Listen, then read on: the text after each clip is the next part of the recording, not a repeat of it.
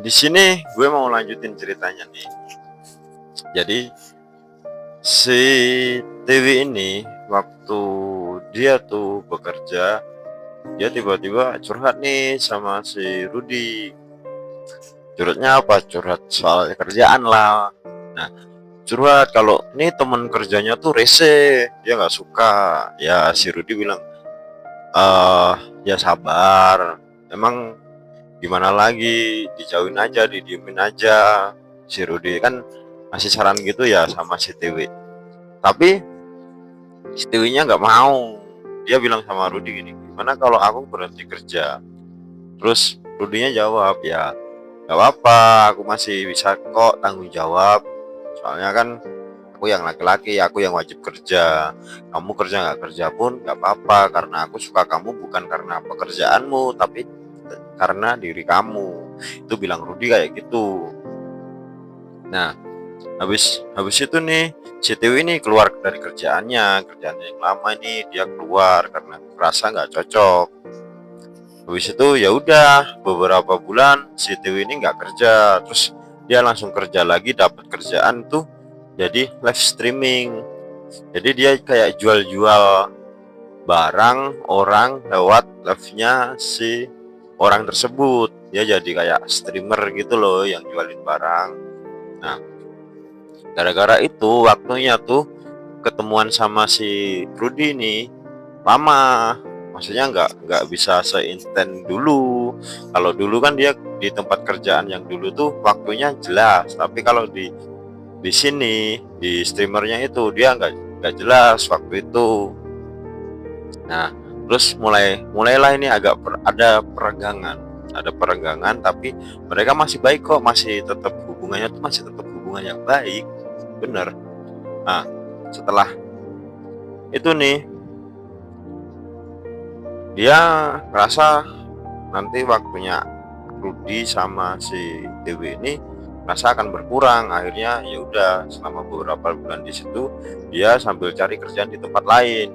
Dapatlah dia kerjaan jadi kayak semacam sales, promotion girl gitu, tapi di perusahaan mobil. Nah, hebatnya nih si Tiwi dalam waktu 1 bulan di perusahaan mobilnya tuh dia bisa jual sampai 20 mobil lebih.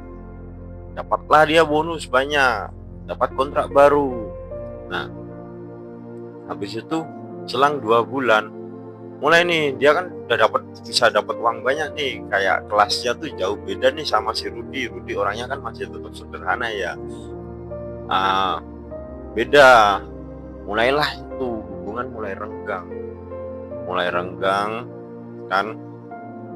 Habis itu tiba-tiba nih hal yang benar-benar nggak terduga bagi Rudi. Di suatu hari ini Rudi ini lagi fokus cari kerjaan yang bisa nunjang kerjaan pokoknya biar dapat penghasilan lebih. Dan ketika itu udah jalan setahun lebih, udah tinggal 3 bulan nih mereka nikah. Tapi tiba-tiba ada kata-kata, aku udah bosan tentang hubungan ini. Anjir, si Tiwi itu bilang gitu sama Rudi. Kaget kan si Rudi, loh kenapa, ada apa, ada problem apa? Nah, si Tiwi ini nggak bilang ada problem apa. Dia pokoknya aku udah pengen lanjut hubungannya sama kamu, aku nggak pengen lanjutin hubungan pernikahan ini apa, aku nggak mau lanjutin hubungan pertunangan ini ke pernikahan, dia bilang gitu. Nah, si Rudi kaget dong, loh, kok bisa gitu? Nah, si Tiwi ini bilang, aku udah bilang kok sama ayah sama ibuku, aku udah mau batalin ini. Terus, kamu udah bilang sama ayah sama ibu? Udah, aku udah bilang. Terus, jawabnya gimana? Jawabnya boleh. Loh, si Rudi ini kaget, anjir. Lu mau batalin pernikahannya nih, mau batalin pernikahannya si Rudi sama si Tiwi ini dengan secara sepihak. Ya udah, nanti pertunangannya tak balikin semuanya. Oh gitu ya, ya udah, bentar lah, jangan buru-buru karena aku masih harus ngasih tahu keluargaku. Kamu gimana ya, si Rudi itu bilang kayak, kamu tuh udah ngasih tahu keluargamu sedangkan aku belum. Jadi kalau tiba-tiba keluargamu datang ke rumahku bilang batalin pernikahannya, nanti keluargaku jadi kaget lah. Kamu tuh curang, kamu tuh gini, Rudi bilang gini sama si Tiwi kan. Nah, ini kan problem dari kita ya. Maksudnya dari kita tuh kita berhubungan, kita kenalan dari kita, bukan dari orang tua terlebih dahulu. Jadi kalau misalkan ada problem ya kita selesaikan. Jadi bilang, ah udah aku udah bosan, udah capek sama kamu ya. Biasalah cewek kayak gitu kan. Udah bosan sama kamu, aku nggak mau lagi lanjut sama kamu. Loh, kok kayak gitu? Kok kayak gitu? Kok kesannya curang banget nih. Ini batin si Rudi.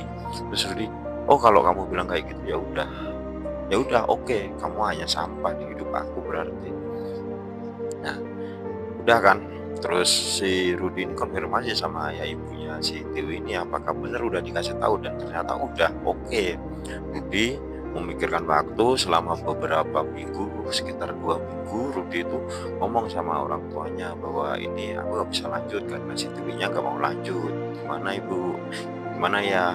Nah ya udah, ayah dari Rudi sama Tiwi ini, ayah dari Rudi sama bapak ibunya ini bilang gini, oh ya udah kalau memang gak jodoh nggak apa-apa nah, kan jodoh ada di tangan Tuhan, kamu bersyukurlah diselamatkan. Misalkan kalau itu cewek yang nggak bener, bilang si ayah. Nah si Tama ini, oh iya ya bener juga ya, ini cewek nggak jelas, tiba-tiba minta dinikahin, tiba-tiba minta diajak tunangan, tiba-tiba bilang kayak gitu, dan tiba-tiba batalin. Jadi si Rudi ini kayak, oh ya bener juga nih, cewek nggak jelas. Nah terus kan udah itu, next time tuh kayak Rudi bilang, aduh pilihanku salah nih. Makanya ini cerita judulnya pilihan yang salah. Pilihan yang salah. Dan Rudi juga diambil segi positifnya nih, si Rudi ya terselamatkan daripada nikah dia cerai kan, aibnya tambah besar. Lebih baik ya udah pertunangan dibatalin nggak apa-apa, karena cewek itu nggak bener. Dia dapat kerjaan baru atau mungkin lingkupnya baru, dapat kenalan baru atau bagaimana, si Rudi udah nggak peduli. Mau dia jadi kaya, mau dia jadi dapat cowok yang lebih kaya, mau dia jadi apapun, si Rudi ini di pikirannya tuh udah nggak peduli. Ah pilihanku yang salah, aku yang salah. Jadi Rudi ini nggak nyalahin ke Tiwi atau ke orang lain, tapi nyalahin ke dirinya sendiri. Kenapa dulu saya meyakinin orang itu? Ya namanya sudah nasi jadi bubur kan, udah terlanjur ya. Jadi si Rudi ini cukup untuk pembelajaran aja bahwa wanita yang cantik baik di depan itu belum tentu di hatinya pun baik. Di omongannya dia baik kan, belum tentu di hatinya pun baik. Jadi kedepannya ini Rudi udah makin fokus dengan kerjanya, memperbaiki ekonominya, dan kedepannya tumbuh jadi jauh dari lebih baik lagi. Sedangkan si Tiwi ini nggak ada kabar, nggak ada kabarnya ya. Mungkin dia sudah nikah sama orang lain dan Rudi pun nggak mau tahu soal dia. Jadi untuk kalian tuh kayak gimana ya, untuk cowok-cowok nih, untuk cowok-cowok aku ngingetin nih, untuk cowok-cowok jangan mudah percaya sama orang. Kamu tahu, kamu harus cari tahu nih sisilah si calonmu nih kayak apa, orangnya tuh kayak apa, sifatnya tuh kayak apa, cocok enggak sama kamu, dia mau nerima keluarga kamu apa enggak. Karena pernikahan itu bukan antara dua orang, tapi antara dua keluarga jadi satu, oke? Dan untuk para cewek nih yang lihat konten saya harap kalian itu lebih memilih apa ya, mematangkan pilihan kalian. Kalian harus cari cowok yang mantap buat kalian, dan kalian jangan sekali-kali mudah bicara, ya udah kalau kamu serius nikahin aku. Jangan kayak gitu, nanti daripada menyesal di akhirnya. Jadi buat pembelajaran cerita ini ya begitulah. Tetap semangat buat kalian yang belum dapat jodoh, dan buat kalian yang sudah dapat jodoh, pertani jodoh kalian. Video ini hanya cerita dari karangan saya, jadi misal ada yang tersangkut atau namanya yang tersangkut toko di sini, saya mohon maaf sebesar-besarnya ya. Untuk lain kali jangan lupa nonton video-video saya yang lain. Tetap banyak cerita di mana ada hikmah yang bisa kita ambil. See you.